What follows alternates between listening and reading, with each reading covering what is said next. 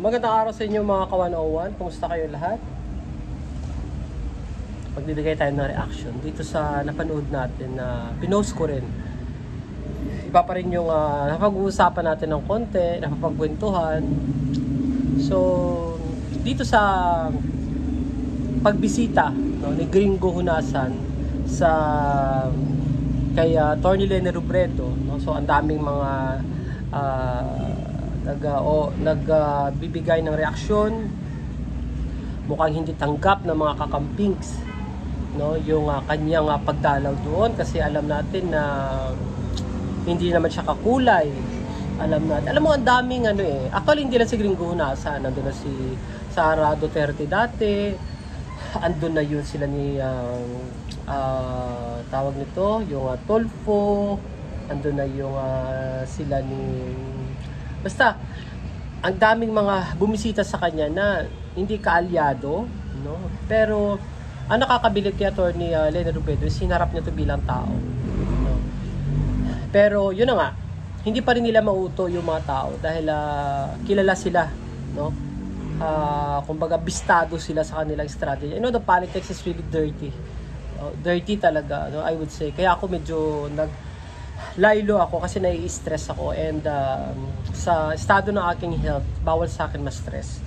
Kaya as much as possible, pasundot-sundot lang tayo mga ka-101.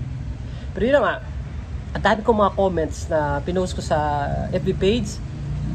Ang dami mga comments po doon na halik ng hudas, mga ganon-ganon, ang dami. Siguro naman, ang mga tao is wise enough, no, to figure out kung ano mga nangyayari. Siyempre, politics yun. Hindi naman pwedeng pagpunta ni Atty. Leni Robredo is labi niya, ayoko kayo, yung ganyan-ganyan. So, hindi naman ganun si Atty. Leni. At saka, alam natin kung gaano siya ang tawag dito, ka-cool, ka-professional, kung gaano siya ka-bait, ganyan, kung paano siya anong tawag nito, yung magaling makikitungo sa tao. Whether itong tao na to is kailangan mag-avoid siya doon pero hindi niya ginagawa, okay lang din naman yun. That's okay. Pinapakita lang ni Atty. Leni Robredo na kung hinaharap niya yung isang tao, kung biglang surprise sa kanya bisita, hinaharap niya bilang tao. Doon na lang sa reason na yun, yung humanitarian, ang tawag nun, na lang, bilang tao sa tao, ganun lang. Pero ganun pa man, hindi, ang maganda sa mga kakampings is kung alam natin yung isang tao na yun, kung ano siya bilang politician, kahit maka-lunch, maka-dinner, maka-usap, hindi kagad nawiwindang yung mga kakampings, hindi kagad naniniwala. So yun yung pinaka maganda sa atin. So ngayon, ito na naman, election na naman, no? Alam natin na marami din bumisita sa kanya, no? Nagpaparamdam. Pero yun, tayo ay naging matalino dahil doon sa na-observe natin, and sana yung benefit or yung action na mangyayari is doon sa side sa mga tao na mga naligaw yung nung during ng election na hindi pinagbigyan itong ating pinupush, no, which is ito si Atty. Leni Robredo, si Kiko Pangilinan. Alam mo, nakakabilib itong si dating Senator Kiko Pangilinan, no.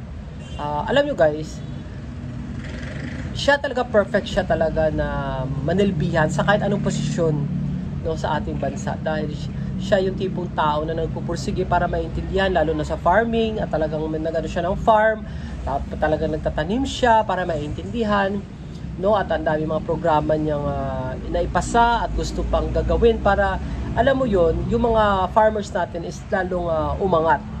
So, saka kung yung background natin, alam mo yung family nila, no, nandyan si Donnie Pangilinan, yung kanyang kapatid ni Senator Kiko. Talagang makita mo maganda yung background ng kanilang family, maganda yung breeding. Hindi katulad nung sa nauuso ngayon pamilya na napakaingay, kumbaga sa Dorian, ang baho, no? um, nakakapagod. Nakakapagod siya talaga.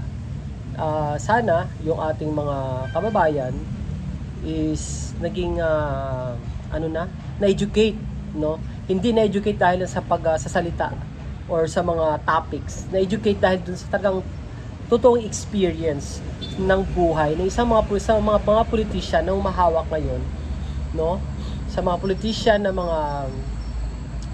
ang ginagawa, no? Na mostly waste of time, hindi talaga paglilingkod sa bayan. So sa ating mga kababayan, sana maging matalino kayo sa pagpili. No, ganun lang 'yun. So doon sa pagbisita, hindi natin alam kung ano talaga ang pakay niya, pero alam mo 'yun, yung minsan yung pagbisita mo doon, kahit iba yung intention mo, alam ng mga tao kasi isang picture lang, alam na kagad ng tao ang ibig sabihin. Basta politiko. So, yan po mga ka-101. Next time ulit, pag-usapan natin kung ano ang mga trending issues. God bless. Bye-bye.